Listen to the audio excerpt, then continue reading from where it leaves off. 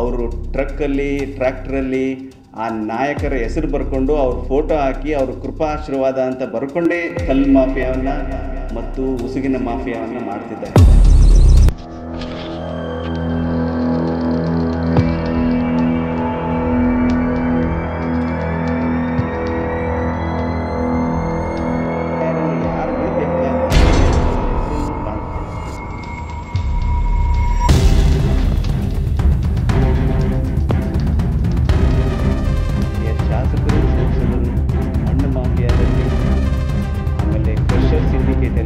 ಕಲ್ಲು ಮಾರೋದ್ರಲ್ಲಿ ಏನು ಖನಿಜ ಸಂಪತ್ತಿದೆ ಮಾರೋದ್ರಲ್ಲಿ ತೊಡಗಿಸ್ಕೊಂಡಿದ್ದಾರೆ.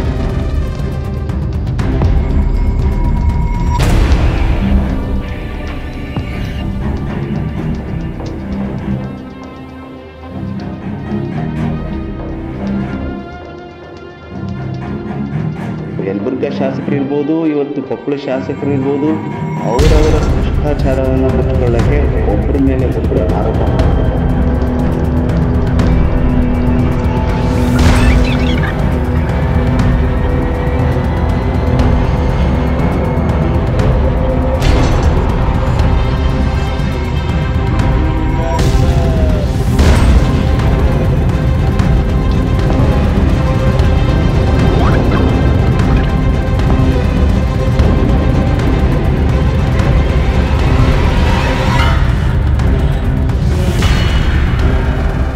ಯಾಕಂದರೆ ಸ್ಯಾಂಡ್ ಇಲ್ಲಿ ಮಾಫಿಯಾ ನಡೀತಾ ಇರೋದು ಕೊಪ್ಪಳ ವಿಧಾನಸಭಾ ಕ್ಷೇತ್ರದಲ್ಲಿ.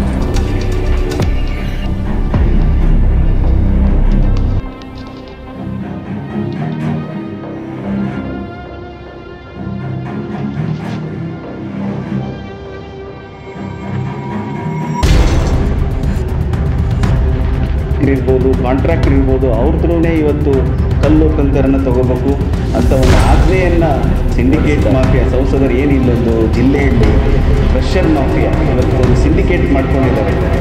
ಅವ್ರು ದುನಿಯಾ ಅಂತಾರೆ ಮನಪೋಲಿ ಏನಕ್ಕೆ ತಗೋಣಕ್ಕೆ ಬೇಡ ಅಂದಿವನ್ನ ಹೋಗಿ ನಿನಗೆ ಎಲ್ಲಿ ಬೇಕಲ್ಲಿ ಕೊಟ್ಟಲ್ಲಿ ಕ್ರಷರ್ ಮಾಫಿಯಾ ಇವತ್ತು ಒಂದು ಸಿಂಡಿಕೇಟ್ ಮಾಡ್ಕೊಂಡಿದ್ದಾರೆ.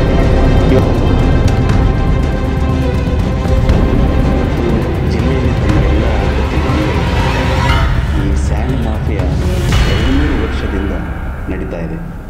ಅದರ ವಿರುದ್ಧವಾಗಿ ಭಾರತೀಯ ಜನತಾ ಪಕ್ಷದ ನಿಯೋಗ ಹಲವಾರು ಬಾರಿ ಜಿಲ್ಲಾ ಆಡಳಿತಕ್ಕೆ ನಾವು ಮನವಿಯನ್ನು ಸಲ್ಲಿಸಿದ್ವಿ. ಬಟ್ ಜಿಲ್ಲಾ ಆಡಳಿತ ಯಾವುದೇ ಕ್ರಮವನ್ನು ಕೈಗೊಳ್ಳಿಲ್ಲ. ಬಟ್ ಒಂದೆರಡು ಬೇರೆ ಅವರು ರೇಡನ್ನು ಮಾಡುವ ಪ್ರಯತ್ನ ಮಾಡಿದರು. ಆ ರೇಡಲ್ಲಿ ಅವ್ರಿಗೇನೂ ಸಿಗಲಿಲ್ಲ. ಒಂದು ಬಾರಿ FIR ಅನ್ನು ಮಾಡಿದರು. ಆ FIR ಅಲ್ಲಿ ಯಾರ ವಿರುದ್ಧ FIR ಮಾಡ್ತೀವಿ ಅಂತ ಅವ್ರ ಹೆಸರನ್ನು ಕಾಣಿಸ್ಲಿಲ್ಲ. ಬಟ್ ಮೊನ್ನೆ ರೇಡ್ ಮಾಡಿದಾಗ 56 ಜನರ ಮೇಲೆ FIR ಮಾಡಿದ್ದೀವಿ ಅಂತ ಜಿಲ್ಲಾ ಆಡಳಿತ ಹೇಳಿಕೊಂಡಿದೆ. ಇವತ್ತು ಇದರಿಂದ ಏನು ಅರ್ಥ ಆಗುತ್ತಂತಂದರೆ, ಒಬ್ಬ ಆಡಳಿತ ಪಕ್ಷದ ಶಾಸಕ ಹಾಗೂ ಮುಖ್ಯಮಂತ್ರಿಯವರ ಆರ್ಥಿಕ ಸಲಹೆಗಾರ ಭ್ರಷ್ಟಾಚಾರ, ಸ್ಯಾಂಡ್ ಮಾಫಿಯಾ ಭ್ರಷ್ಟಾಚಾರ ನಡೀತಾ ಇದೆ ಜಿಲ್ಲೆಯಲ್ಲಿ ಅಂಥೇಳಿ ಮುಖ್ಯಮಂತ್ರಿ ಅವರಿಗೆ ಪತ್ರ ಬರೆದಿದ್ದಾರೆ. ಇದು ಪತ್ರ ಆ ಅಧಿಕಾರಿಗಳ ವಿರುದ್ಧ ಇರ್ಬೋದು. ಇವತ್ತು ಏನು ಮೈನ್ಸ್ ಆ್ಯಂಡ್ ಜಿಯಾಲಜಿಯಲ್ಲಿ ಕೆಲಸ ಮಾಡ್ತಿರ್ತಕ್ಕಂಥ 10 ಜನರುಗಳು ಹಾಗೂ ಮತ್ತು ಇನ್ನೊಬ್ಬ ಮೇಲಧಿಕಾರಿಯ ಮೇಲೆ 11 ಜನರನ್ನ ತಕ್ಷಣವೇ ಕ್ರಮ ತಗೋಬೇಕು ಮತ್ತು ಅವ್ರನ್ನ ಇಲ್ಲಿಂದ ವರ್ಗಾವಣೆ ಮಾಡಬೇಕು ಅಂತಂದು ಹೇಳಿ ಪತ್ರ ಬರೆದಿದ್ದಾರೆ. ಇದು ಮೇಲ್ನೋಟಕ್ಕೆ ಅವ್ರ ವಿರುದ್ಧ ಇರ್ಬೋದು. ಬಟ್ ಇವತ್ತು ಅವ್ರು ಬರೆದಿರೋದು ಈ ಕೊಪ್ಪಳ ವಿಧಾನಸಭಾ ಕ್ಷೇತ್ರದ ಶಾಸಕರು ಮತ್ತು ಇಲ್ಲಿರ್ತಕ್ಕಂಥ ಸಂಸದರ ವಿರುದ್ಧ ಅವ್ರು ಬರೆದಿದ್ದಾರೆ ಅಂತ ಮೇಲ್ನೋಟಕ್ಕೆ ಕಾಣ್ತಾ ಇದೆ. ಯಾಕಂದರೆ ಸ್ಯಾಂಡ್ ಇಲ್ಲಿ ಮಾಫಿಯಾ ನಡೀತಾ ಇರೋದು ಕೊಪ್ಪಳ ವಿಧಾನಸಭಾ ಕ್ಷೇತ್ರದಲ್ಲಿ. ಇವತ್ತು ಆ ಅಧಿಕಾರಿಗಳು ಇಲ್ಲಿ ಅಧಿಕಾರ ನಡೆಸ್ತಿರೋದು ಇಲ್ಲಿಯ ಶಾಸಕರು ಮತ್ತು ಸಂಸದರು. ಇವತ್ತು ಇಲ್ಲಿ ಯಾವುದೇ ಅಭಿವೃದ್ಧಿ ಕೆಲಸ ಆಗ್ತಾ ಇಲ್ಲ. ನಾಯಕರ ಒಟ್ಟಿಗೆ ಜಗಳ ನಡೀತಾ ಇದೆ. ಎಲ್ಲರೂ ಇವತ್ತು ಯಲಬುರ್ಗಾ ಶಾಸಕರು ಇರ್ಬೋದು, ಇವತ್ತು ಕೊಪ್ಪಳ ಶಾಸಕರು ಇರ್ಬೋದು, ಅವರವರ ಭ್ರಷ್ಟಾಚಾರವನ್ನು ಮುಚ್ಕೊಳ್ಳೋಕ್ಕೆ ಒಬ್ಬರ ಮೇಲೆ ಒಬ್ಬರು ಆರೋಪ ಮಾಡ್ತಾ ಇದ್ದಾರೆ. ಆದರೆ ಇವತ್ತು ರಾಯರೆಡ್ಡಿ ಅವರು ಅವರದೇ ಲೆಟರ್ ಪ್ಯಾಡಲ್ಲಿ ಮುಖ್ಯಮಂತ್ರಿ ಅವರಿಗೆ ಲೆಟರ್ ಬರೆದಿದ್ದಾರೆ, ಆರೋಪ ಮಾಡಿದ್ದಾರೆ.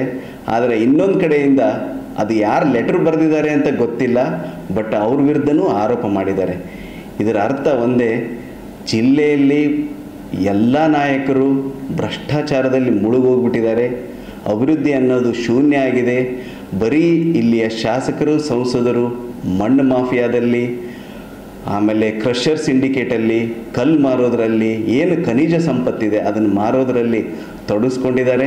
ಇವತ್ತು ತಮಗೆಲ್ಲ ಗೊತ್ತಿದೆ, ಇವತ್ತೇನು ಘಂಟಾಘೋಷವಾಗಿ ಉಸುಗು ಮಾರ್ತಿರೋರು ಅವರು ಟ್ರಕ್ಕಲ್ಲಿ ಟ್ರ್ಯಾಕ್ಟ್ರಲ್ಲಿ ಆ ನಾಯಕರ ಹೆಸರು ಬರ್ಕೊಂಡು ಅವ್ರ ಫೋಟೋ ಹಾಕಿ ಅವ್ರ ಕೃಪಾಶೀರ್ವಾದ ಅಂತ ಬರ್ಕೊಂಡೇ ಕಲ್ಲು ಮಾಫಿಯಾವನ್ನು ಮತ್ತು ಉಸುಗಿನ ಮಾಫಿಯಾವನ್ನು ಮಾಡ್ತಿದ್ದಾರೆ.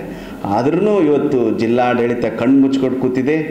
ಇವತ್ತು ಅವರದೇ ಶಾಸಕರು ಆರೋಪಿಸೋದಕ್ಕೆ ಇದು ಒಂದು ಏನು ಮಾಡ್ತಿರ್ತಕ್ಕಂಥದ್ದು, ಅವ್ರದೇ ಶಾಸಕರು ಆರೋಪ ಮಾಡಿರ್ತಕ್ಕಂಥ ನಿಜವಾಗ್ಲೂ ಒಂದು ಇದು ಹಾಸ್ಯಾಸ್ಪದ.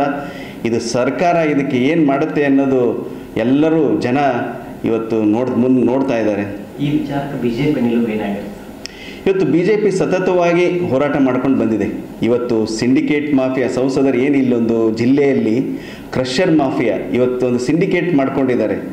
ಇವತ್ತು ಪ್ರೇರಣಾ ಅಂತ ಒಂದು ತಮ್ಮದೇ ಆದಂಥ ಒಡೆತನದಲ್ಲಿ ಒಂದು ಸಂಸ್ಥೆಯನ್ನು ಮಾಡಿಕೊಂಡು ಇವತ್ತು ಯಾರೇ ಸಾರ್ವಜನಿಕರಿರ್ಬೋದು, ಕಾಂಟ್ರಾಕ್ಟರ್ ಇರ್ಬೋದು, ಅವ್ರ ಥ್ರೂನೇ ಇವತ್ತು ಕಲ್ಲು ಕಂಕರನ್ನು ತಗೋಬೇಕು ಅಂತ ಒಂದು ಆಜ್ಞೆಯನ್ನು ಹೊರಡಿಸಿದ್ದಾರೆ.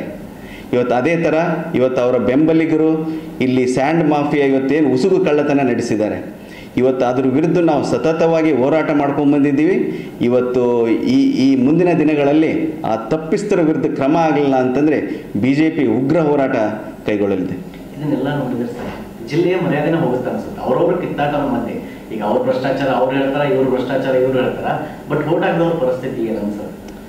ಇವತ್ತು ನಿಜವಾಗ್ಲೂ ಅಭಿವೃದ್ಧಿ ಅನ್ನೋದು ಜಿಲ್ಲೆಯಲ್ಲಿ ಶೂನ್ಯ. ನೀವು ರೋಡ್ ನೋಡ್ಬೋದು, ಕುಡಿಯೋಕ್ಕೆ ನೀರಿಲ್ಲ, ಶಾಲೆಗಳಲ್ಲಿ ಶೌಚಾಲಯ ಇಲ್ಲ.